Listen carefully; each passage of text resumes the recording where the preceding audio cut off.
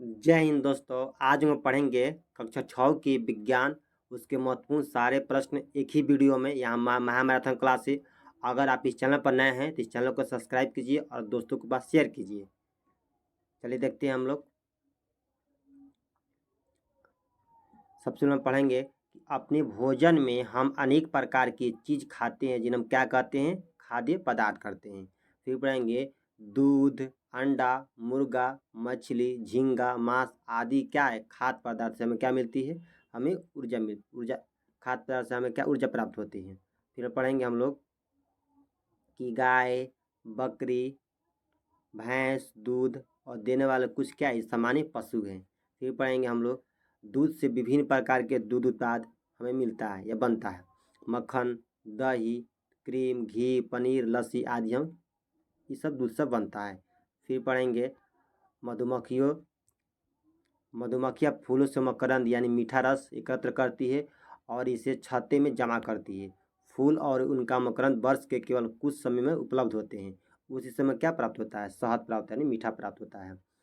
फिर पढ़ेंगे हम लोग शाकाहारी और मांसाहारी के बारे में। जो केवल पौधे हम उसके उत्पाद के भोजन के रूप में लेते हैं उन्हें क्या कहते हैं, हम शाकाहारी कहते हैं। क्या लेते हैं, पौधे हम उसके उत्पाद भोजन के रूप में लेते हैं। जैसे बंदर, बकरी, गाय, भैंस, हिरन, तोता, ये सब क्या है, शाकाहारी पशु है। फिर पाएंगे मांसाहारी, ऐसे जंतु जो दूसरे जंतुओं को भोजन के रूप में लेते हैं उन्हें क्या कहते हैं, मांसाहारी कहते हैं। जैसे शेर, बाघ, तेंदुआ, ये सब क्या है, मांसाहारी है। फिर पढ़ेंगे सर्वाहारी, जो जंतु पौधे तथा जंतु दोनों को ही खाते हैं उन्हें क्या कहते हैं, सर्वाहारी कहते हैं। जैसे मनुष्य, कुत्ता, तिलचट्टा, ये सब क्या है, सर्वाहारी है।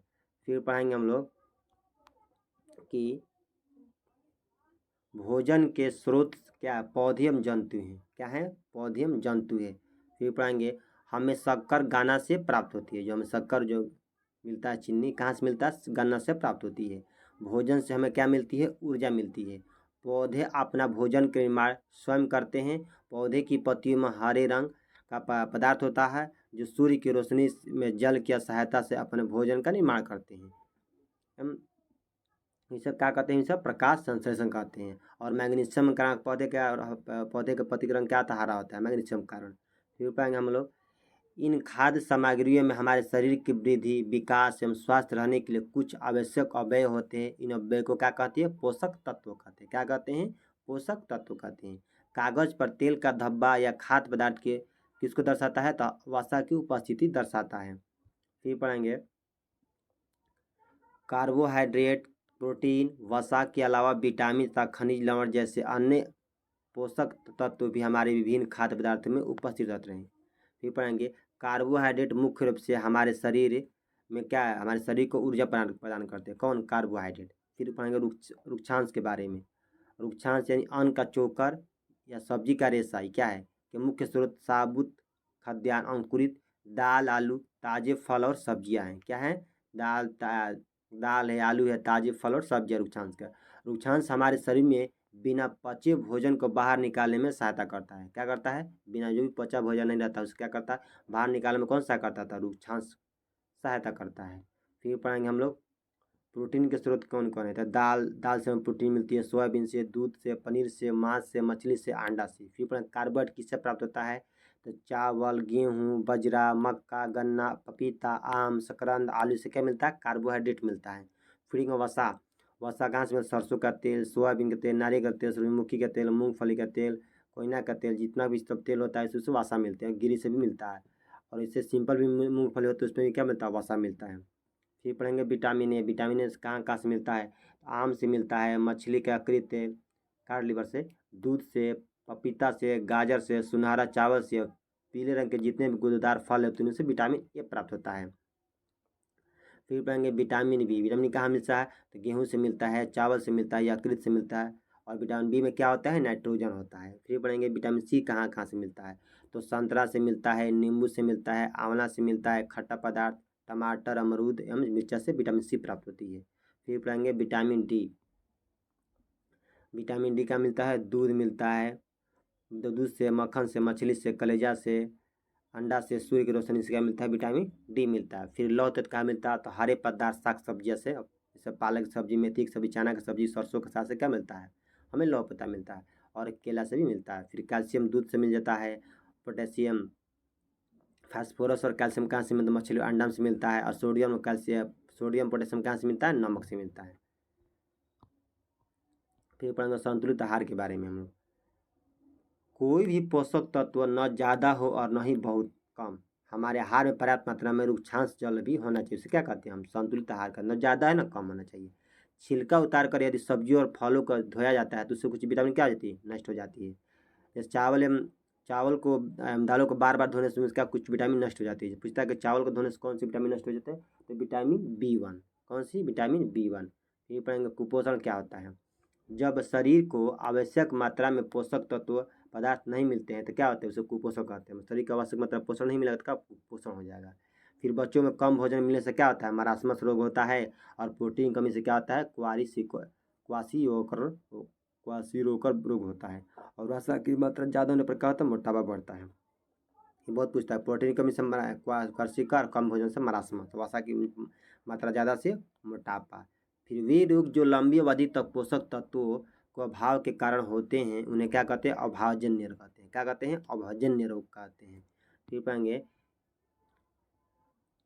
यदि कोई व्यक्ति अपने भोजन से पर्याप्त प्रोटीन नहीं ले रहा है तो उसे रोग हो सकते हैं। जैसे वृद्धि में रुकावट होने लगेगी, चेहरे का पसूने होने लगेगा, बालों का रंग उड़ने लगेगा, त्वचा की बीमारी और पेचिश होने लगेगा। किससे? प्रोटीन से। फिर पढ़ेंगे हम लोग दूषित जल पीने से अतिसार होता है। और दूषित जल से क्या होता है? कलरा हैजा होता है। पीने से अतिसार और दूषित जल से कलरा हैजा होता है। कार्बोहाइड्रेट की तुलना में वसा से हमें क्या बताइए? अधिक ऊर्जा मिलती है। जैसे वसा एवं कार्बोहाइड्रेट युक्त भोजन ऊर्जा देने वाले वसा एवं कार्बोहाइड्रेट युक्त भोजन ऊर्जा देने वाले भोजन कहलाते हैं। क्या कहलाते हैं? तो ऊर्जा देने वाले भोजन कहलाते हैं। जैसे 1 ग्राम कार्बोहाइड्रेट में कितना? 4.2 किलो कैलोरी ऊर्जा मिलती है। फिर 1 ग्राम वसा से 9.45 किलो कैलोरी ऊर्जा मिलती है। और 1 ग्राम प्रोटीन से तो 4 किलो कैलोरी ऊर्जा में मिलती है। फिर पढ़ेंगे प्रोटीन की आवश्यकता शरीर की वृद्धि करने में तथा स्वस्थ रहने के लिए आवश्यक होती है। फिर पढ़ें विटामिनों के खास समूह को विटामिनों को बी कॉम्प्लेक्स कहते हैं। विटामिन के खास समूह क्या कहते हैं? विटामिन बी कॉम्प्लेक्स कहते हैं। और पढ़ेंगे विटामिन और इसमें कच मदद करते हैं उसके बारे में हम लोग। विटामिन ए किसे मदद करता है? हमारी त्वचा मदद करता है, आँखों को स्वस्थ रखने में मदद करता है। विटामिन सी क्या करता है? बहुत से रोगों को लड़ने में मदद कौन करता है? विटामिन सी करता है। विटामिन डी करता है हमारा अस्थियम धातु के लिए कौन सा मदद करता है? विटामिन डी करता है। और कैल्शियम क्या करता है? हमारे शरीर की सहायता कौन करता है? कैल्शियम करता है। फिर पढ़ेंगे खाना बहुत देर तक होने के बाद बासी हो जाता है, इनमें से दुर्गंध होने लगता है। यह किसके कारण होता है? तो किरण के कारण होता है। किसके कारण होता है? किरण के कारण होता है।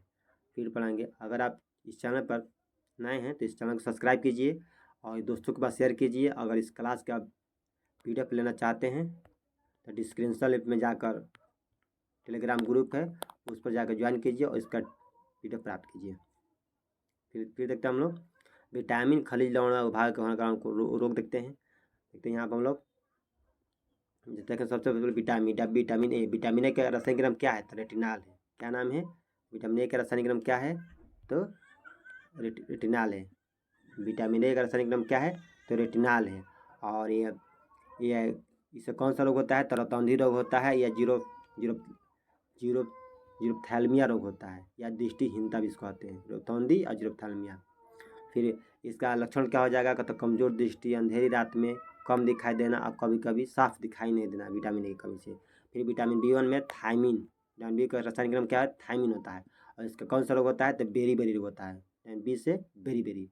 और इसमें दुर्बल पेशियाँ और काम करने की ऊर्जा में कमी आती है, इसका लक्षण होता है। फिर विटामिन सी का रासायनिक नाम क्या होता है? Ascorbic acid. क्या होता है? Ascorbic acid. और इसका कौन सा रोग होता है? स्कॉर्बी होता है। और मसूड़े से खून निकलना, घाव भरने में अधिक समय का लगना, किसका? इसका लक्षण विटामिन सी का। फिर पढ़ेंगे हम लोग विटामिन डी। विटामिन डी का रासायनिक नाम क्या है? तो कॉल्सीफेराल। क्या नाम है? कैल्सीफेराल। फिर पढ़ेंगे इसमें कौन सा रोग होता है? तो रिकेटस बच्चों में होता है, ऑस्टियोमलेशिया वेस्को में होता है।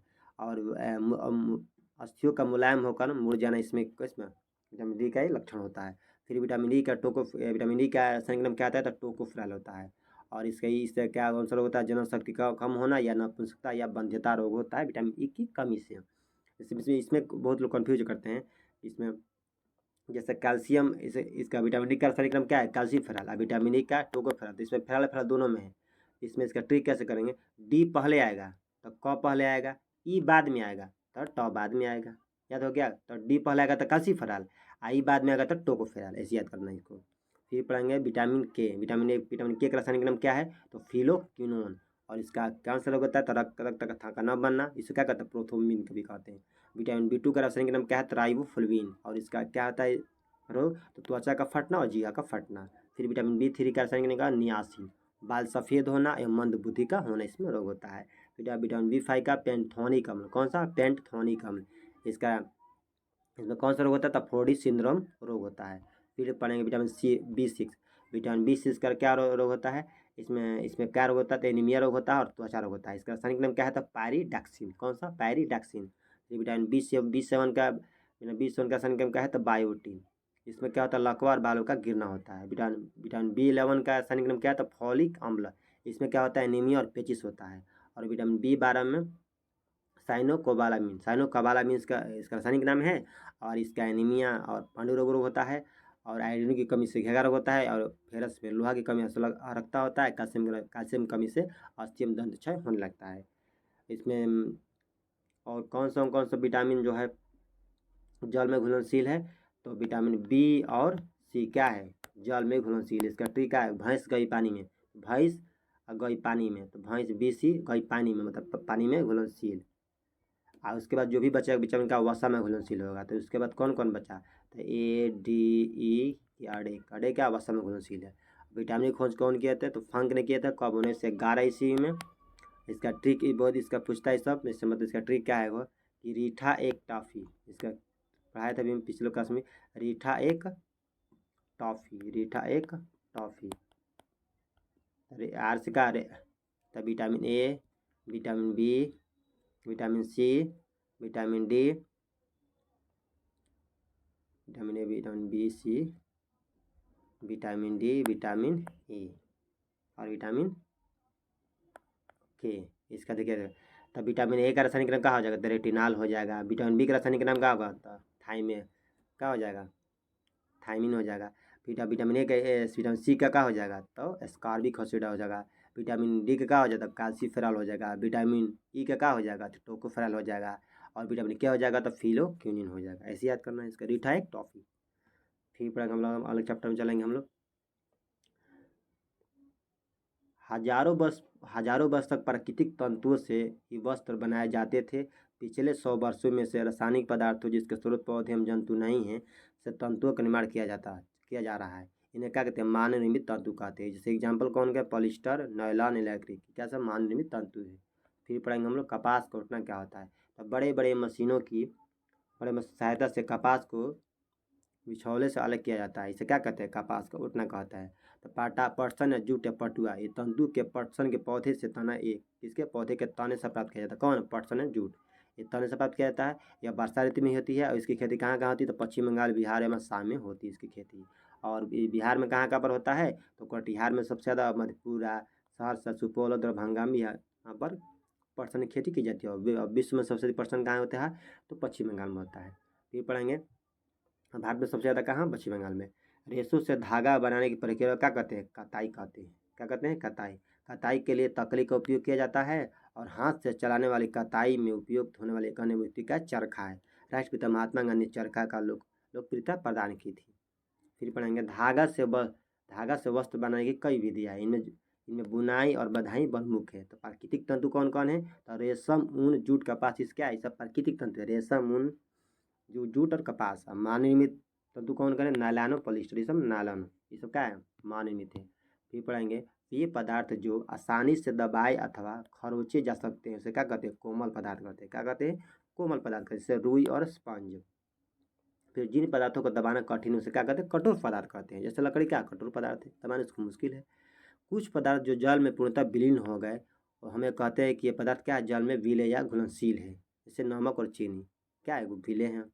फिर पढ़ेंगे जबकि कुछ अन्य पदार्थ जल में नहीं घुलते हैं क्या कहते हैं? विलेय कहते हैं, घुलनशील है। जैसे मान लें कि हम जल में क्या दे डाल दिए? बालू डालते हैं, बालू घूमेगा नहीं तो वो अविलेय हो जाएगा।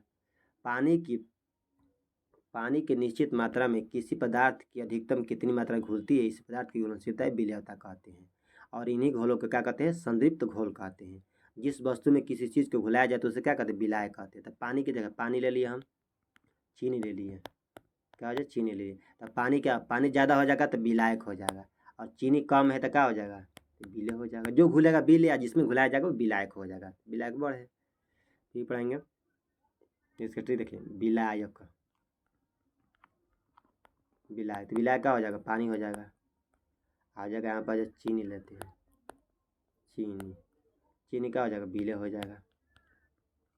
देखिए तो चीनी कम हो जाएगा तो देखिए 3 है, मतलब विलय हो जाएगा 1 2 3। और यहाँ पर पानी का ज़्यादा है, मतलब 1 2 3 4, मतलब पानी क्या हो जाएगा, विलायक हो, चीनी का हो जाएगा विलय हो जाएगा। सिर्फ याद करना है। फिर पढ़ेंगे, गर्म जल में ऑक्सीजन की घुलनशीलता क्या होती है, घटती है। तो ये पदार्थ जिनसे होकर वस्तु को देखा जा सकता है, उसका सकते हैं पारदर्शी कहते हैं। मतलब जिस आर पार देखेंगे तो पारदर्शी, जिसका आर पार नहीं देखेंगे तो अपारदर्शी है, जिसका थोड़ा थोड़ा मतलब अस्पष्ट नहीं दिखाई देता, उसे क्या कहते हैं, पारभासी कहते हैं। क्या कहते हैं, पारभासी कहते हैं। ये पता, ये पदार्थ जिनसे होकर वस्तु को नहीं दिखा जा सकते अपारदर्शी कहते हैं। और कुछ वस्तु पदार्थ में से देखने पर स्पष्ट अस्पष्ट धुंधली दिखाई दे तो क्या कहते हैं, पारभासी कहते हैं। फिर उत्प्लवकता क्या होता है, उत्प्लवकता मतलब तैरने वाला। इस जो आर्किमिडीज के ध्यान दिए थे, आर्किमिडीज ने दिए थे।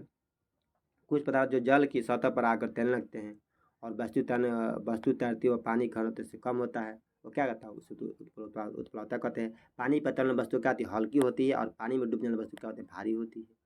अब पढ़ेंगे, कुछ गैस क्या है, जल में घुलनशील है, कुछ गैस क्या है, जल में घुलनशील है, और चमकने वाला पदार्थ का प्राय क्या धातु होते हैं। वह घोल जिसमें घुली पदार्थ की और मात्रा घुलने की क्षमता नहीं होती उसका संतृप्त घोल कहते हैं। जो घुलने की क्षमता नहीं होती है, जो घुलने की क्षमता होती है क्या कहते हैं, संतृप्त घोल, पीछे पड़ के संतृप्त घोल कहते हैं।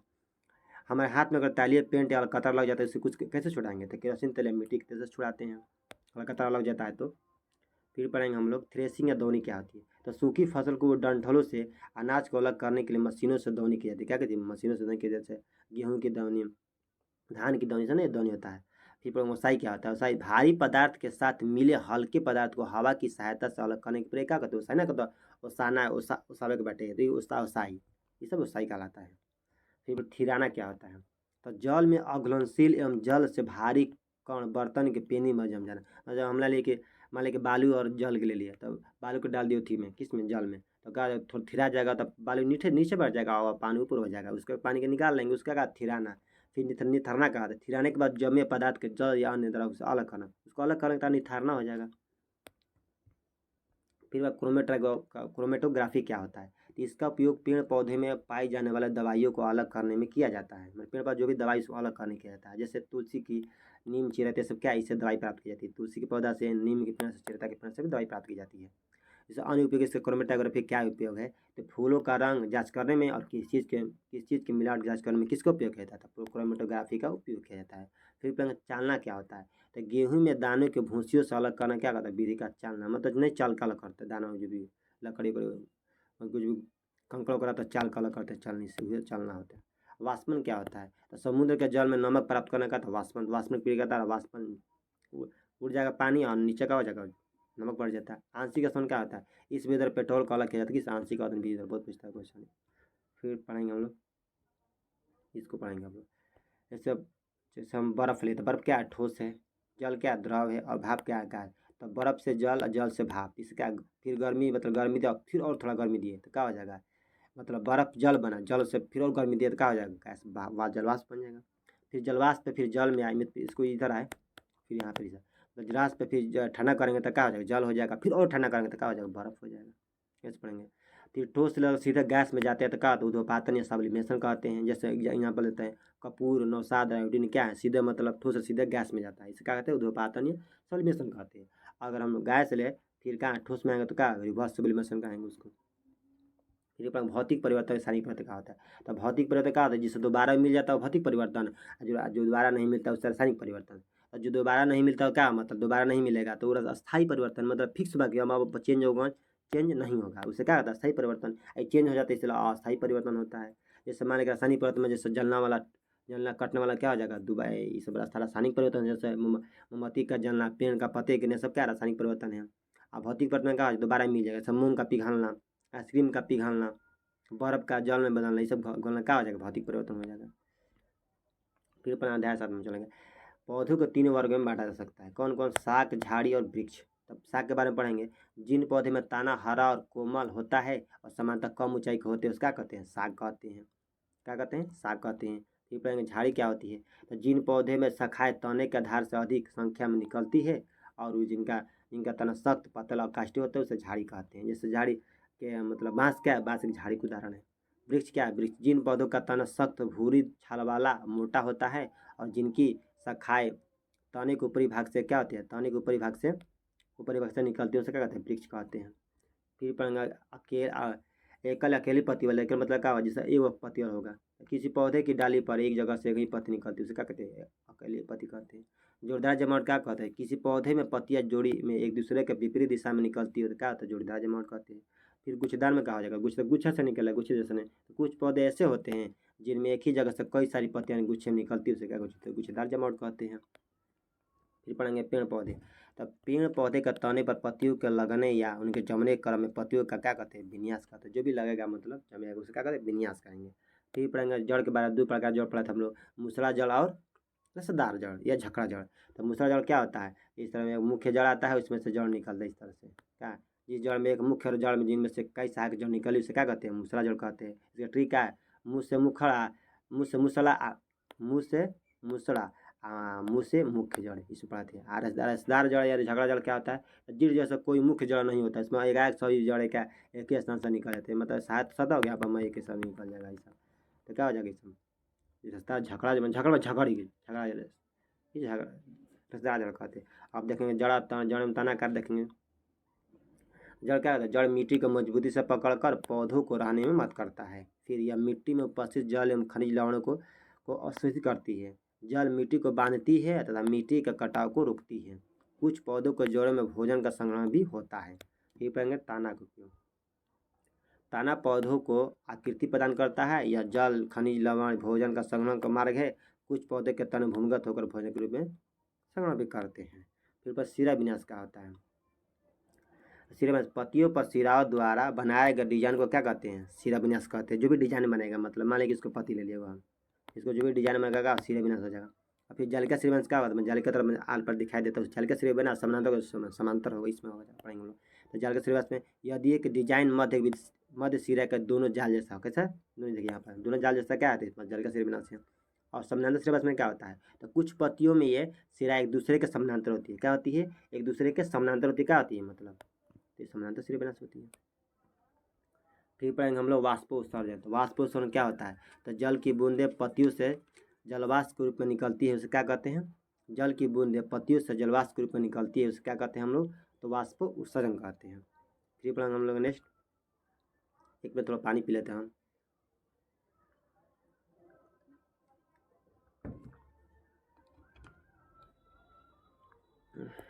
फिर पढ़ेंगे हम लोग एक बीजपत्री क्या होता है।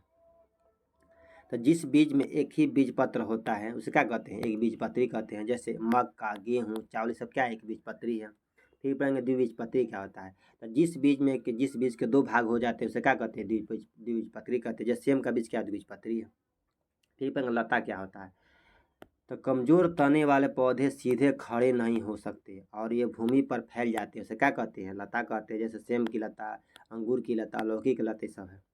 फिर पढ़ेंगे आरोही लता क्या होता है। आरोही पौधे क्या होता है। तो कुछ पौधे आसपास के ढांचों की सहायता से ऊपर चढ़ जाते हैं, तने के पौधे को सहारा देते हैं और जल तथा खनिज के परिवहन की सहायता करते हैं। क्या कहते हैं? आरोही लता कहते हैं। जैसे मनी प्लांट का पौधा क्या है? आरोही लता को उदाहरण बहुत पूछता है कि मैं कौन सी एग्जाम्पल जो लिया था पौधा, तो मनी प्लांट का पौधा। फलक क्या होता है? तो पत्ती के चपटे हरे भाग को क्या कहते हैं?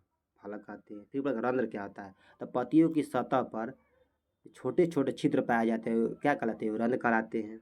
छोटे छिद्रों का रंध्र कराएगा। रंध्रों से गैसों का और वाष्पोत्सर्जन की क्रिया भी होती है। फिर पर्णबिंद क्या होता है? पत्ती का वह जिसके द्वारा वह तने से जुड़ी उसे क्या कहते हैं? तने से जुड़ी तक का पर्णबिंद कहलाता है। फिर पढ़ेंगे प्रत्येक फूल के अंग घेरे तथा चक्र में व्यवस्थित होते हैं। फिर पढ़ेंगे पुंकेसर स्त्री के सम क्या होता है। तो पुंकेसर फूल का नर भाग होता है और स्त्री के सर मादा का मादा का भाग होता है। तो पू से पुंकेसर, पू से फूल, इसका ट्रिक पढ़े थे। और स्त्री के समय स्त्री होता है। पुंकेसर फूल का नर भाग और स्त्री के सर फूल का मादा भाग। फिर पढ़ेंगे दलपुंज क्या होता है। दलपुंज के बारे में पढ़े हम लोग। अंकुड़ी के घेरे मतलब अंकुड़ी में बाह्य दल के घेरे में बाह्य दलपुंज पंखुड़ी घेरे को क्या कहते हैं? दलपुंज कहते हैं। फिर पढ़ेंगे पुमंग, पुंकेसर के समूह चक्र को पुमंग कहेंगे, स्त्री केसर के समूह चक्र को जायंग कहेंगे। तो पुंकेसर मतलब पु से पुंकेसर, पु से पुमंग, इसका ट्रिक है। फिर पढ़ेंगे जायंग के बारे में, स्त्री केसर के समूह चक्र को क्या कहेंगे? जायंग कहेंगे। फिर पढ़ेंगे पूर्ण फूल क्या होता है? पूर्ण मतलब पूरा में सब होगा। ये वह फूल है जिसमें अंकुड़ी पंखुड़ी पुंकेसर स्त्री केसर और चारों अंग उपस्थित, मतलब अंकुड़ी पंखुड़ी स्त्री केसर पुंकेसर जिसमें सब उपस्थित है, क्या से पूर्ण फूल कहते हैं। क्या कहते हैं? पूर्ण फूल कहते हैं। आज इसमें और चारों उपस्थित नहीं होंगे तो क्या कहें? पूर्ण फूल कहेंगे हम। ये वह फूल जिसमें अंकुड़ी पंखुड़ी पुंकेसर स्त्री केसर मतलब कोई अंग उपस्थित न होते क्या कहते हैं? उसे अपूर्ण फूल कहते हैं। एक लिंगी फूल क्या होता है? इसमें एक लिंग वाला होगा, या तो स्त्री केसर होगा या तो पुंकेसर होगा। ऐसा अपूर्ण फूल जिसमें पुंकेसर या स्त्री केसर में से कोई केवल एक ही अंग उपस्थित हो, उसे क्या कहते हैं? एक लिंगी फूल कहते हैं। एक इसका दो प्रकार के होते हैं, एक नर फूल होता है, एक मादा फूल होता है। नर फूल में क्या हो जाएगा? तो पुंकेसर होगा, और मादा फूल में क्या होगा? स्त्री केसर होगा। फिर पर द्विलिंगी फल मतलब क्या होता है? जिसका द्विलिंग होगा, मतलब स्त्री केसर भी होगा और केसर भी होगा। द्विलिंगी फूल मतलब क्या? जिससे पुंकेसर भी होगा स्त्री केसर भी होगा, दोनों उपस्थित रहेगा, उसे द्विलिंगी फूल कहेंगे। अलंगी फूल मतलब क्या होता है? इसमें तो फूल कोई लिंग नहीं होता है। जिन फूलों में स्त्री केसर पुंकेसर दोनों नहीं होते, क्या कहते हैं? अलंगी फूल कहते हैं। यहाँ पर एक चित्र बनाया, उसको देख लेते हैं हम लोग। देखिए यह क्या हो जाएगा? ये हो जाएगा आपका ये क्या हो जाएगा? पुष्पासन हो जाएगा, ये अंकुरी हो गई, ये पंखुड़ी हो गया, ये पुंकेसर हो गया, स्त्री केसर हो गया। ये हम लोग चढ़ते हैं। शरीर के अंग जहाँ पर मुड़ते हैं उस हिस्से को क्या कहते हैं? संधि या जोड़ कहते हैं। क्या कहते हैं? संधि या जोड़ कहते हैं। फिर कंकाल के बारे में पढ़ेंगे हम लोग। कंकाल हमारे शरीर की सभी अस्थियां ठीक इसी प्रकार शरीर को एक सुंदर आकृति प्रदान करने के लिए ढांचे का निर्माण करती है, उसे क्या कहते हैं हम लोग? कंकाल कहते हैं। क्या कहते हैं? कंकाल कहती है। फिर हम लोग पढ़ेंगे कंदुक खलिका संधि या बाल सॉकेट ज्वाइंट क्या होता है? तो यह सभी दिशाओं में गति करता है। कौन? कंदुक खलिका संधि। फिर हिंज संधि या कब्जा संधि किसे कहते हैं? ऐसी संधि जो केवल आगे की और पीछे की एक ही दिशा में गति करते उसे क्या कहते हैं? हिंज संधि को हिंज संधि या कब्जा संधि कहते हैं। जैसे घुटना का संधि किसको दाना? हिंज संधि को दाना है। बहुत पूछता है क्वेश्चन है। फिर अचल संधि के बारे में हम लोग पढ़ेंगे। हमारे सिर की कुछ संधियों में अस्थि हिल नहीं सकती, उसे क्या कहते हैं? अचल संधि कहते हैं। जैसे सिर की संधि। फिर अस्थि क्या होता है? तो लिगामेंट होता है। और अस्थि और मांसपेशी का होता है? टेंडन होता है। लिगामेंट की हिंदी में क्या कहते हैं? स्नायु कहते हैं। और टेंडन की हिंदी में कंडरा कहते हैं। जैसे लिगामेंट का उदाहरण कौन है? पैर का घुटना। और टेंडन का उदाहरण क्या है? हाथ का घुटनी, हाथ का केहूनी, सॉरी हाथ का केहूनी होता है। तो अस्थि प्लस पेशी बनेगा तो टेंडन, अस्थि बनेगा तो लिगामेंट। फिर उपास्थि क्या होता है? तो जो लचीले होते हैं जिनकी आसानी से मुड़ा सकते क्या होते हैं? उपास्थि होते हैं। जैसे कान और नाक आदि।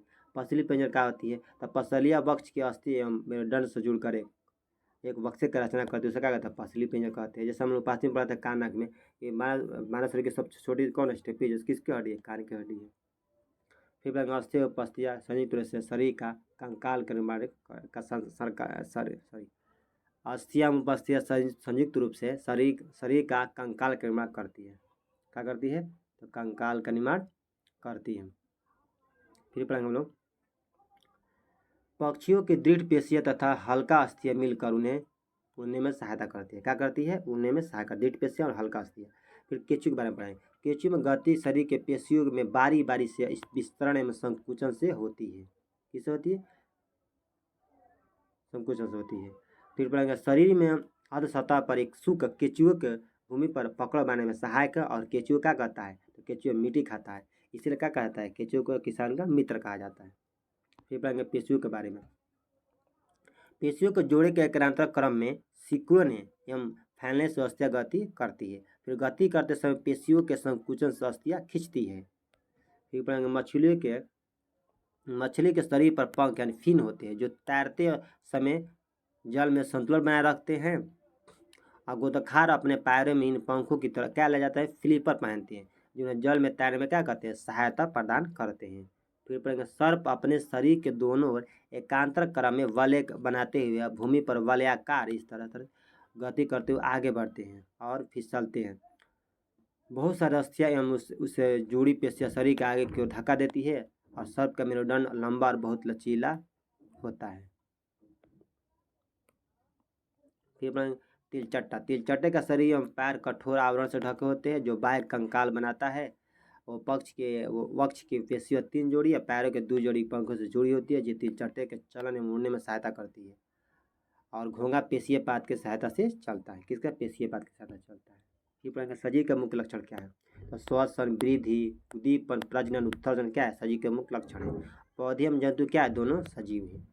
फिर पढ़ेंगे हम लोग पौधे प्रकाश संश्लेषण के द्वारा अपने क्या करते हैं? भोजन स्वयं बनाते हैं। सांस लेना छोड़ना श्वसन क्रिया का एक अंग है। फिर पढ़ेंगे सजीव प्रजनन प्रक्रिया द्वारा अपने सदृश संतान का उत्पन्न करते हैं। श्वास लेना श्वास क्रिया का एक हिस्सा है। श्वसन के अंदर ले गए वायु के ऑक्सीजन की कुछ मात्रा का उपयोग होता है और इस क्रिया में बनी CO2 के साथ वो अवशेष वायु को हम श्वास द्वारा बाहर निकालते हैं। फिर पढ़ेंगे श्वसन सभी सजीवों के लिए क्या है? आवश्यक है। जल सभी सजीवों के लिए आवश्यक है। सभी स्थलों में पढ़े थे। फिर वायु सभी जीवों का आवश्यक है। फिर केंचुआ किसके द्वारा सांस लेता है? त्वचा द्वारा सांस लेता है। मछली गर्भधारण द्वारा सांस लेता है। पत्ती या रंध्रों द्वारा सांस लेती है। और डॉल्फिन और व्हेल ये सिर पर स्थित नसद्वार एवं वात क्षेत्रों द्वारा सांस लेते हैं। फिर पढ़ेंगे आग लगने में जलने में कौन सहायक? तो ऑक्सीजन सहायक है। फिर पौधे केवल दिन के समय प्रकाश की उपस्थिति में भोजन बनाने की प्रक्रिया में ऑक्सीजन निष्कासित करते हैं और कार्बन डाइऑक्साइड लेते हैं। छूमी पौधा क्या होता है? रजवंती क्या होता है? घास है कि पौधे के पत्तियां छूने पर अचानक सिकुड़ जाती है, उसे क्या कहते हैं? छूमी पौधा का उदाहरण है। ये किस प्रक्रिया द्वारा होता है? तो उद्दीपन प्रक्रिया द्वारा। किस प्रक्रिया द्वारा? तो उद्दीपन प्रक्रिया का उदाहरण है छूमी का पौधा। फिर पढ़ेंगे हमारे शरीर में विभिन्न प्रक्रियाओं से फलस्वरूप विषैले एवं दूषित पदार्थ बनते रहते हैं। ऐसे दूषित पदार्थ मूत्र के साथ हमारे शरीर से निकाल दिए जाते हैं। इसे क्या कहते हैं? उत्सर्जन कहते हैं। क्या कहते हैं? उत्सर्जन कहते हैं। फिर पढ़ेंगे पेड़ों में अपशिष्ट पदार्थ छाल के नीचे जमा हो जाते हैं और छाल के कटने के साथ बाहर निकल जाता है। ये सब क्या मतलब? जैसे छाल हो गया, गोंद हो गया, ये सब लाशा हो गया, पेड़ का क्या अपशिष्ट पदार्थ है। फिर पेड़ों से सूखी पत्तियों गिरने के साथ अपशिष्ट पदार्थ के पेड़ से पत्ती गिरता भी क्या? अपशिष्ट का उदाहरण है पेड़ का। फिर बच्चे दाना कुछ जीव देखेंगे जैसे मनुष्य, कुत्ता, बिल्ली, गाय, भैंस, बकरी, सब क्या है? बच्चे दाना जीव हैं। फिर पढ़ेंगे अंडे देने वाला कुछ जीव कौन है? पक्षी है। फिर पढ़ेंगे हम लोग बहुत से पौधे बीजों द्वारा प्रजनन करते हैं। पौधे बीज उत्पादित करते हैं। हम उन अंकुरित करके नए पौधे उगा सकते हैं। कुछ पौधे अपने कायिक भागों द्वारा भी नए पौधे उत्पन्न करते हैं, जैसे आलू का कलिका वाले भाग से नए पौधे का बनना। गुलाब, आम, लीची इस पौधे कलम द्वारा उगाए जाते हैं। कलमी द्वारा नहीं बल्कि कलमी कर लो। फिर आवास क्या होता है? कि सजीव का वह परिवेश जिसमें वह रहता है उसे क्या कहते हैं? हम लोग आवास कहते हैं। फिर अनुकूलन क्या होता है? जिन विशिष्ट रचनाओं अथवा स्वभाव की उपस्थिति किसी पौधे अथवा जंतु के इसके परिवेश में रहने के योग्य बनाती है उसे क्या कहती है? अनुकूलन कहलाती है। फिर पढ़ेंगे स्थलीय आवास। स्थल वाला होगा, जलीय में जलवास होगा। स्थल जमीन पर पाए जाने वाले पौधे एवं जंतु का आवास को क्या कहते हैं? स्थलीय आवास कहते हैं। जैसे वन, घास के मैदान, मरुस्थल, तटीय पर्वतीय क्षेत्र क्या स्थलीय आवास है। फिर पढ़ेंगे जलीय आवास। जहाँ पौधे एवं जंतु जल में रहते हैं उसे क्या कहते हैं? जलीय आवास कहते हैं। जैसे जलाशय, दलदल, झील, नदी या समुद्र क्या सब जलीय आवास है। जलीय आवास में क्या जलकुंभी का पौधा उगता है, क्या जलीय आवास होता है। फिर जैव घटक। तो पारिस्थितिकी तंत्र का वह सजीव घटकों पारिस्थितिकी तंत्र के सजीव घटकों क्या कहते हैं? जैव घटक कहते हैं। जैसे एग्जाम्पल क्या? पेड़ पौधे, जीव जंतु। तो सजीव घटक होता है जैव घटक, और जो निर्जीव होगा तो अजैव घटक। तो किसी पारिस्थितिकी तंत्र से पाए जाने सभी निर्जीव पदार्थ उसके क्या अजैव घटक है। जैसे चट्टान, मिट्टी, वायु, जल क्या अजैव घटक है। सूर्य का प्रकाश से मुश्मा भी क्या परिवेश का अजैव घटक है। कौन? अजैव घटक है। फिर पढ़ेंगे अंकुरण क्या होता है? तो अंकुरण बीज से नए पौधे का प्रारंभ होना क्या अंकुरण है। जब बीज में अंकुरण निकल आता है तो क्या अंकुरण होता है? बीज से नए पौधा निकलते हैं। जैसे गति का, फिर गति क्या होता है? सभी सजीव एक स्थान से दूसरे स्थान पर तक जाते हैं तथा उनके शरीर में आने प्रकार की गति भी करते हैं, उन्हें क्या कहते हैं? उन्हें हम गति कहते हैं। फिर भोजन क्या होता है? तो भोजन सजीव के लिए उनकी वृद्धि के लिए क्या है? आवश्यक ऊर्जा प्रदान करता है। फिर पढ़ेंगे ऊँट के बारे में हम लोग। इसका एक कुबड़ होता है, इसमें पानी एवं भोजन संचित रख लेता है और ये ऊँट कई दिनों तक बिना पानी और भोजन के रह सकता है, उसमें वो जमा कर लेता है। इसे क्या कहता है? इसे रेगिस्तान का जहाज भी कहा जाता है, इसलिए कि उसके पैर में गद्देदार पैर होता है। फिर पढ़ेंगे मछली का आकार कैसा होता है? धाररेखीय और नौकादार होता है। फिर मेंढक के पिछले पैरों में झिल्ली युक्त पाद अंगुलियाँ होती है, उन्हें क्या तैरने में सहायता करती है। फिर पढ़ेंगे कुछ रेगिस्तानी पौधे कौन कौन हैं? तनागफनी, बबूल, ग्वारपाठा या घृत कुमारी, ये पौधे को जो स्थानीय पौधे होते हैं कम वाष्पोत्सर्जन करते हैं। फिर पढ़ेंगे पर्वतीय क्षेत्र में वृक्ष कैसा होता है, शंकुआकार होते हैं, कीप जैसा होता है, इनकी शाखाएं तिरछी होती है। जैसे पाइन, विलो, देवदार क्या है, पर्वतीय पौधे को उदाहरण है, पर्वतीय पौधे उदाहरण है। कुछ पर्वतीय जीव जैसे याक, पहाड़ी बकरी, हिम तेंदुआ क्या है, कुछ पर्वतीय जीव के उदाहरण है। याक का शरीर क्या होता है, लंबा बालों से ढका होता है। पर्वतीय क्षेत्र में सांस लेने में बहुत कठिनाई होती है। घोड़ा का मजबूत क्या होता है, घोड़ा का मजबूत खुर होता है। जलीय पौधों का तना लंबा, खोखला एवं हल्का होता है। कैसा होता है, लंबा तना और खोखला होता है। फिर पढ़ेंगे हम लोग प्राचीन काल में लोग हाथ की लंबाई, बीता, कदम आदि के उपयोग मापन के मात्रा में करते थे। मात्रक क्या होता है, तो मापन के एक निश्चित राशि को क्या कहते हैं, मापन मात्रक कहते हैं। माप का परिणाम क्या होता है, संख्या भाग मात्रक होता है। जैसे मान के 2 के मतलब मान के 2 मीटर ले लिए, 2 मीटर, तो कपड़ा कितना है, तो 2 मतलब संख्या हो गया, मीटर क्या होता है, लंबाई के मात्रक हो गया, मतलब लंबाई कितना कितना है, तो 2 मीटर है, तो मात्रक का भाग हो गया। फिर पढ़ेंगे हम लोग लंबाई मापने का आधुनिक तरह क्या है, तो मिलीमीटर है, सेंटीमीटर है, मीटर है, किलोमीटर, सब आधुनिक मात्रा है। फिर 1 गज बराबर कितना होता है, 3 फुट होता है। 1 गज बराबर 36 इंच होता है। और 1 गज बराबर 0.91 मीटर होता है। और 100 गज बराबर कितना होता है, 300 फुट होता है। 1 बीघा बराबर कितना गज होता है, 965 गज होता है। 1 बीघा बराबर कितना गज होता है, 965 गज होता है। कितना, 965 गज। ये अलग अलग राज्य में इसका माप अलग अलग आ सकता है, किसका, गज वाला का। 1 गज बराबर 9 स्क्वायर फुट होता है। और 1 इंच बराबर 2.54 सेंटीमीटर होता है। फिर वह फुट क्या होता है, तो फीट और फुट के एक लंबाई की इकाई होती है, जिसे शाही अमेरिकी प्रथागत प्राणियों द्वारा मान्यता प्राप्त होते हैं। साल 1959 में दोनों इकाइयों को अंतर्राष्ट्रीय समझौते द्वारा 0.3048 मीटर के बराबर माना गया। फीट फुट का बहुवचन होता है। और 1 फुट में 12 इंच होता है। और 1 गज में 3 फुट होते हैं।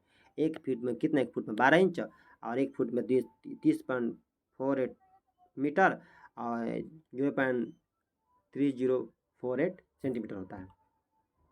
एक मिनट। फिर ना वर्ग फीट क्या होता है, तो 1 वर्ग फीट 1 फुट गुणे 1 फुट का होता है। इसके वर्ग क्या होता है, 1 वर्ग होता है, इसकी 4 दीवार 1 फुट की होती है। और इसका क्षेत्रफल कितना, 1 वर्ग फुट का होता है। फिर पढ़ेंगे 1790 में फ्रांसीसियों ने मापन की एक नई मानक प्रणाली की रचना की। इसका इसे मीटर प्रति कहा गया। फिर ऐसा मात्रक सभी देशों से मिश्र अंतर्राष्ट्रीय मात्रक प्रणाली के रूप में स्वीकार किया है। फिर पढ़ेंगे 1 मीटर 100 सेंटीमीटर के बराबर होता है। 1 सेंटीमीटर 10 मिलीमीटर के बराबर होता है। 1 किलोमीटर 1000 मिलीमीटर 1000 मीटर के बराबर होता है। लंबी दूरी को मापने किसका प्रयोग होता है, किलोमीटर का प्रयोग होता है। वक्र रेखा क्या होता है, विभिन्न प्रकार की आकृतियों को मापने के लिए धागों का प्रयोग किए करते हैं, और फिर धागों को मापक से मापते हैं, उसे क्या कहते हैं, हम वक्र रेखा कहते हैं। जैसे यहाँ पर लेते हैं, इसको फिर हम नापेंगे धागे से, तो क्या हो जाएगा, इसको वक्र रेखा हो जाएगा। फिर पढ़ेंगे इसे वृत्त का मापना, एग्जाम्पल क्या। फिर गति क्या होता है, समय के साथ किसी वस्तु का स्थिति परिवर्तन क्या होता है, गति का होता है। यहाँ में मान पटना हो गया, ये आरा हो गया, यहाँ का मान 2 बजे गाड़ी खुली, यहाँ 4 बजे पहुँची गई, दो कितना घंटा लगा, 2 घंटा समय लगा। यहाँ 2 बजा था, यहाँ 4 बज रहा था, तभी गति के समय के साथ समय भी परिवर्तन हुआ। अब वस्तु मैं यहाँ पर पटना में थी, और 4 बज के ना चल गया, आराम से चली थी, स्थिति में परिवर्तन भी हो गया। फिर वर्तुल गति का होता है, तो जब कोई वस्तु वृत्ताकार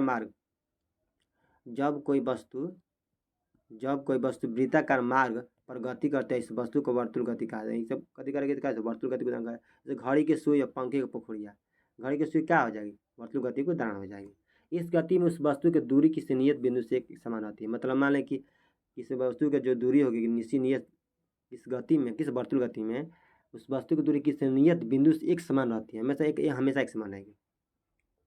फिर पढ़ेंगे आवर्ती गति। आवर्ती मतलब बारंबार, ऐसी गति जो एक निश्चित अंतराल के बाद पश्चात दोहराती है। जैसे पृथ्वी के सूर्य के चारों ओर परिक्रमा करना, घड़ी की सुई, पेंडुलम की गति या सुई की गति को पेंडुलम गति, झूलने में झूलना, हृदय की धड़कना, बच्चे ताबलों को पृष्ठ गति का आवर्ती गति का उदाहरण है। घूर्णन गति किसे कहते हैं, जब कोई वस्तु अपने अक्ष पर या किसी अक्ष के परितः घूमती है, उसे क्या कहते हैं, घूर्णन गति कहते हैं। जैसे पृथ्वी के परितः चंद्रमा द्वारा गति करना किसका, घूर्णन गति का उदाहरण है। हमारे शरीर में रुधिर का परिसरण क्या, घूर्णन गति का उदाहरण है। फिर प्रकाश स्रोत से सूर्य से पहले दर्पण बनने वाले किरणों का आपतित किरण कहते हैं, और जाने वाली किरण को दूसरे किरण पर डाली गई किरणों का परावर्तित किरण कहते हैं। दर्पण ले लिए, और इस पर हम डाली गई किरण का आपतित किरण, इस पर डाली गई क्या हो जाएगा, परावर्तित किरण। इस पर डालेंगे अभिलंब, ये आपतन कोण हो जाएगा, परिवर्तन कोण हो जाएगा, ये हम लोग पढ़े थे। फिर हो जाएगा हम लोग दर्पण में वस्तु क्या होता है, प्रतिबिंब बनता है, और प्रकाश का सीधी रेखा में गमन करती है, पूछता है क्वेश्चन भी। जब किसी अपारदर्शी वस्तु को अप्रकाश में रखते हैं तो वस्तु को दूसरी ओर प्रकाश नहीं जा पाता, उसका क्या कहता है, छाया कहता है। अगर नहीं जाएगा तो छाया बनेगा ना। लकड़ी का टुकड़ा क्या अपारदर्शी है, कांच का टुकड़ा क्या अपारदर्शी है। दीप्त वस्तु क्या होती है, तो जो वस्तु स्वयं प्रकाश उत्सर्जित करती है उसे क्या कहते हैं, दीप्त वस्तु का दीप्त वस्तु कहेंगे। जैसे सूर्य, तारे, जुगनू, विद्युत बल्ब से क्या है, दीप्त वस्तु का उदाहरण है। फिर दर्पण कितने प्रकार होते हैं, 2 प्रकार के होते हैं। समतल दर्पण होता है, गोलीय दर्पण होता है। समतल दर्पण में क्या होता है, जिस दर्पण के परावर्तन होता क्या समतल दर्पण है, समतल होता है। इसको उपयोग किस घर में चाय देखने के लिए किसका प्रयोग करते हैं, समतल दर्पण का उपयोग, समतल दर्पण का प्रयोग करते हैं। फिर अपना गोलीय दर्पण क्या होता है, तो गोलीय दर्पण कांच के खोखले गोलोक भाग होता है जिसका एक सतह पालिश की जाती है, जिसमें यहाँ ये दर्पण है तो क्या हो जाएगा, एक सतह पालिश क्या है, क्या होता है, दर्पण हो गया। ये कितने प्रकार का होता है गोलीय दर्पण, 2 प्रकार के, अवतल दर्पण, एक उत्तल दर्पण। अवतल दर्पण इस तरह बनता है, अवतल दर्पण इस तरह बनता है। फिर पढ़ेंगे हम लोग सूची छिद्र कैमरा क्या होता है, तो सूची छिद्र फिन होल कैमरा। सूची छिद्र प्रतिबिंब तब संभव है जब प्रकाश केवल सरल रेखा में गमन करे। फिर पढ़ेंगे किसी चालक में विद्युत आवेशों को बहाव से उत्पन्न ऊर्जा क्या कहते हैं, विद्युत आवेश कहते हैं। क्या कहते हैं, विद्युत आवेश कहते हैं। फिर पढ़ेंगे विद्युत के प्रकार।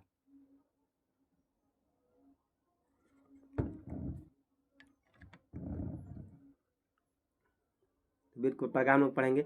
स्थिर विद्युत आवेश के रूप में होता है, इसे अधिक मात्रा में उत्पन्न नहीं कर सकते हैं। और गतिशील विद्युत का उत्पादन बहुत अधिक मात्रा में किया सकता है।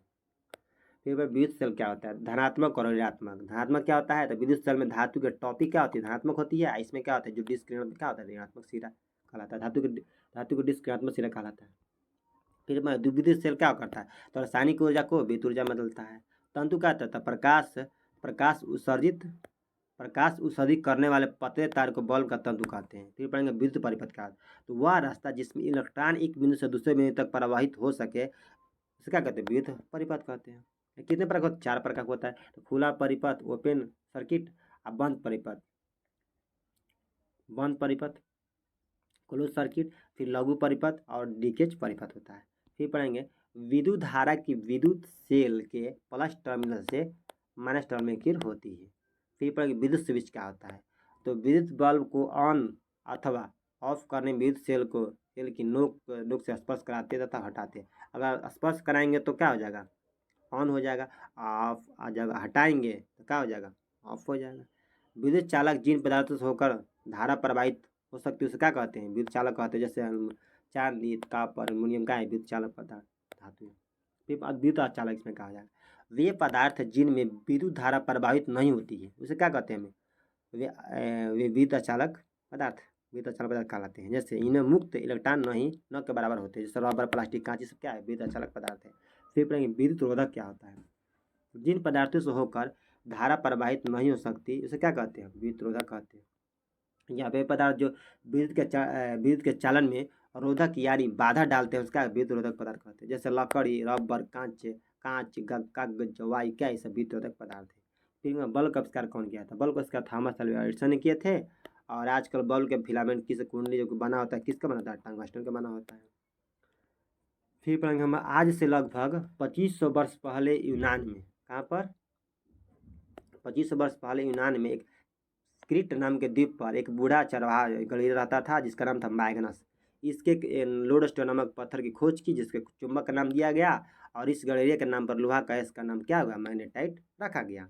फिर पढ़ेंगे चुंबक ऐसा पदार्थ है जो लोहा और चुंबकीय पदार्थों को अपनी ओर आकर्षित करता है, उसे क्या कहते हैं, चुंबक कहते हैं। फिर पढ़ेंगे प्राकृतिक चुंबक और कृत्रिम चुंबक के बारे में। तो ये प्राकृतिक में पाए जाने वाले चुंबक को प्राकृतिक चुंबक कहते हैं। जैसे प्राकृतिक चुंबक का नाम क्या है, मैग्नेटाइट है।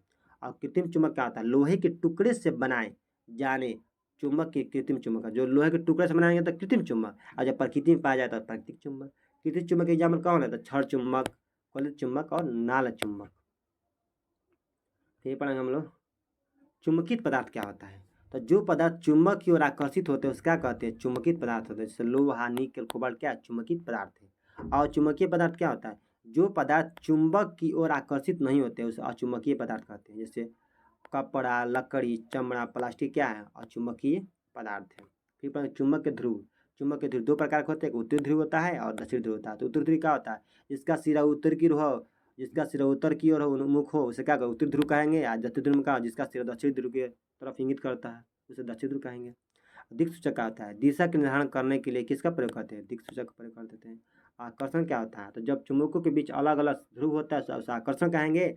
आज जब प्रतिकर्षण क्या होता है? जब चुंबकों के बीच समान ध्रुव होता है तो इसे क्या कहते हैं? प्रतिकर्षण। समान होगा तब प्रतिकर्षण, आकर्षण में क्या होगा? तो मतलब अलग अलग होगा।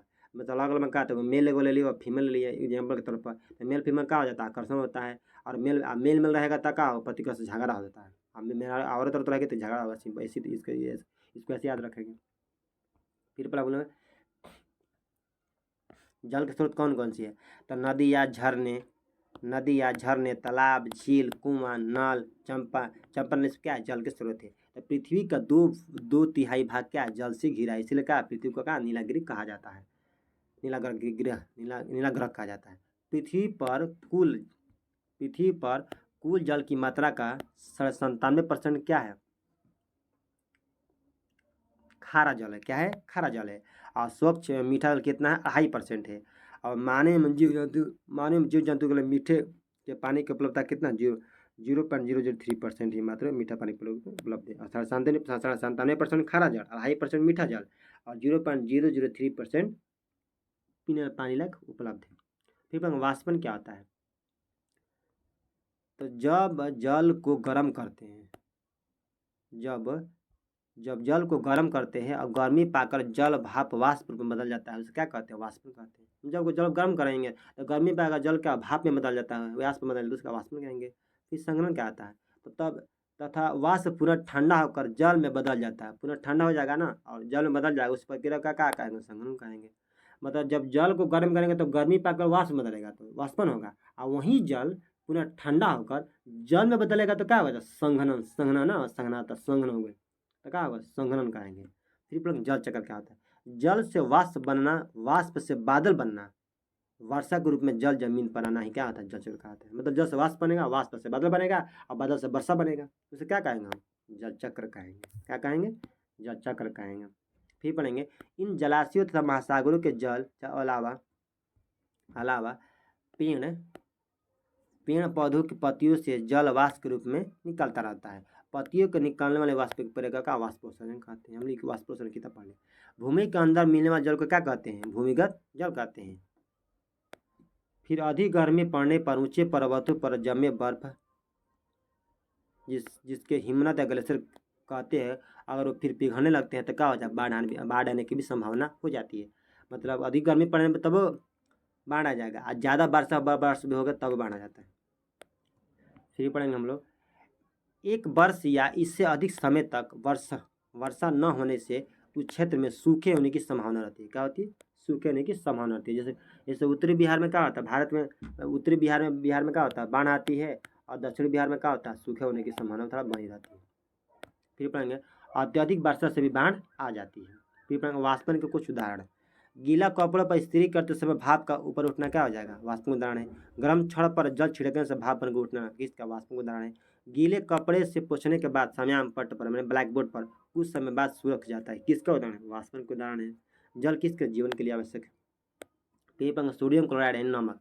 महासागरों का खारा जल जो गहरे गड्ढों में छूट जाता है, वाष्पन के परिणाम स्वरूप नमक के ढेर के रूप में प्राप्त जमा हो जाता है, उसे क्या कहते हैं? सोडियम क्लोराइड नमक रूप में प्राप्त हो जाता है। फिर पढ़ें गिलास की बाहरी सतह पर जल की बूंदें। बर्फ युक्त जल से भरे गिलास की बाहरी सतह बाहर की हवा को ठंडा कर देती है। क्या कहते हैं? बाहर की हवा को ठंडा करती है, और जलवाष्प गिलास की सतह पर क्या? संघनित हो जाता है। मतलब संघन हो जाएगा, जल क्या हो जाएगा? ठंडा हो जाएगा। गर्म जब वाष्प बन जाता है, फिर वाष्प जल क्या हो जाएगा? ठंडा हो जाएगा, वाष्प बन जाकर संघनित कहलाता है। फिर पढ़ेंगे जैसे जैसे हम पृथ्वी को पृष्ठ से ऊपर जाते हैं तो ताप क्या हो जाता है? ताप कम हो जाता है, तापमान कम होता है, और जैसे वायु ऊपर उठती है और ठंडी होती जाती है। फिर जल कणिका क्या होता है? तो पर्याप्त ऊंचाई पर वायु इतनी ठंडी हो जाती है, इसमें उपस्थित जलवाष्प संघनित होकर छोटी छोटी जल की बूंद, जिन्हें क्या होता है? जल कणिका कहते हैं।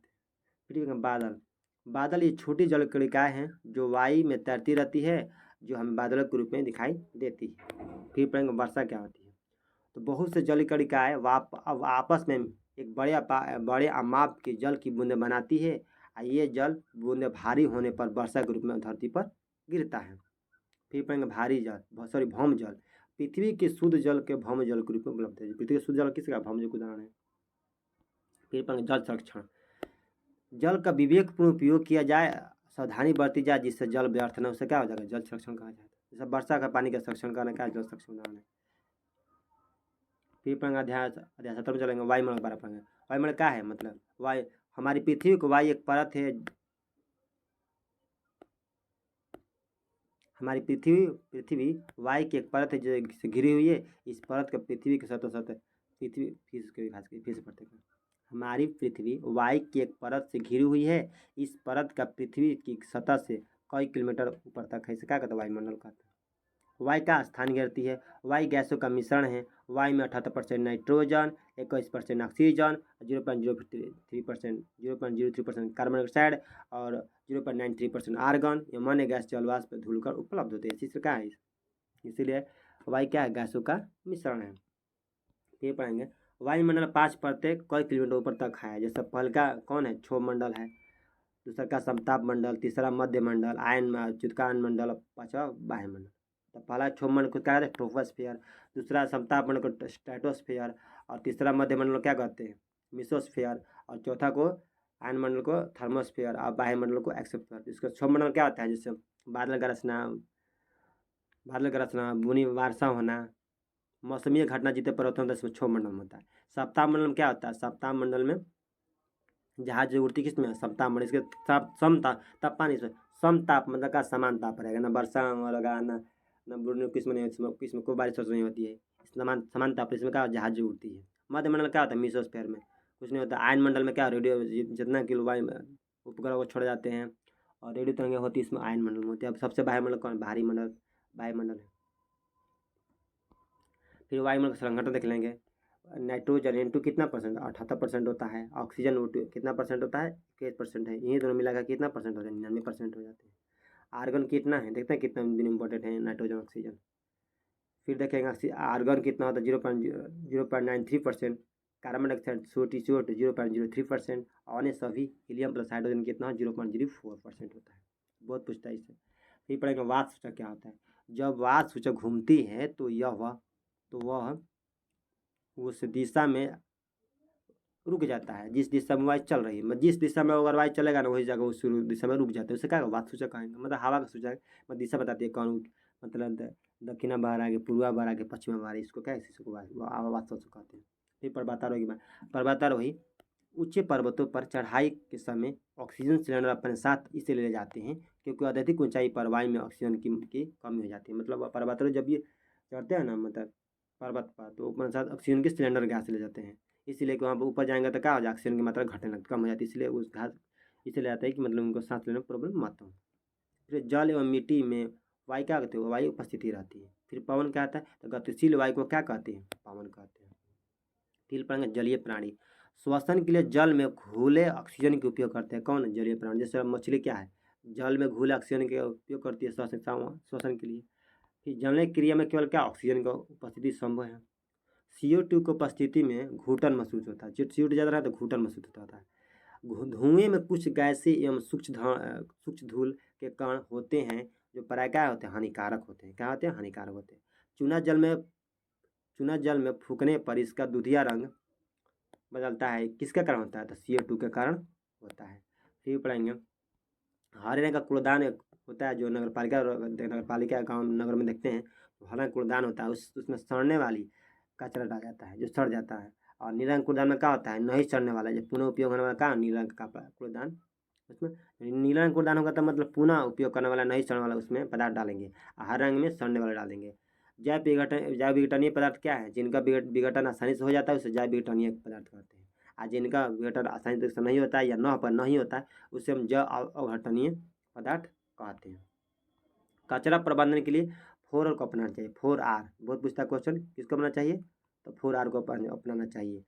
रिफ्यूज क्या है, ये R मतलब रिफ्यूज, रिड्यूज, रीयूज और रिसाइकिल। क्या है, रिसाइकिल। तो रिफ्यूज का अर्थ क्या होता है, माना की जाए। रिड्यूज में उपयोग कम की जाए। रीयूज में पुनः उपयोग किया जाए। और रिसाइकिल में पुनः चक्रण किया जाए। इसका पता 4R को मतलब। फिर भारत के प्रधानमंत्री नरेंद्र मोदी जी ने 2 अक्टूबर 2014 को स्वच्छ भारत अभियान को शुरू किए थे। 2 अक्टूबर 2014 को स्वच्छ भारत अभियान शुरू हो जाती है। कंपोस्टिंग क्या होता है? रसोई घर में अपशिष्ट सहित पौधे में जंतु अपशिष्टों को खाद में परिवर्तन करना क्या होता है? कंपोस्टिंग होता है। फिर पढ़ेंगे वर्मी कंपोस्ट मतलब का केंचुआ होता है। वर्मी मतलब रसोई घर में कृमि अथवा लाल केंचुओं द्वारा कंपोस्ट खाद में परिवर्तन करना क्या होता है? वो वर्मी कंपोस्टिंग होता है। पुनर्चक्रण क्या होता है? कचरे कुछ नए तरह नए रूप के सामग्री में बदलना क्या होता है? पुनर्चक्रण दोबारा मतलब उसको दोबारा उसको नए रूप में सामग्री बनना क्या होता है? पुनर्चक्रण कहलाता है।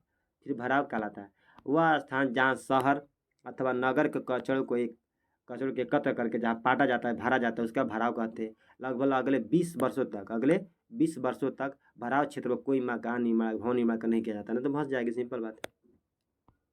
फिर पढ़ेंगे जीवक के बारे में। तो जीवक के बारे में पढ़ेंगे महात्मा बुद्ध के क्या थे? चिकित्सक थे। महात्मा बुद्ध चिकित्सक कौन थे? जीवक थे। जीवक चिकित्सा ज्ञान आयुर्वेद शल्य चिकित्सा बाल रोग विशेषज्ञ भी थे, बहुत प्रसिद्ध थे।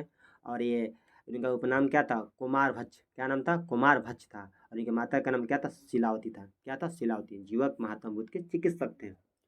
इस तरह वीडियो माया माथन क्लास खत्म होती है। और वीडियो अच्छी लगी हो तो ज़्यादा से ज़्यादा दोस्तों के पास भी शेयर करें। जय हिंद। फिर मिलेंगे हम नेक्स्ट वीडियो में।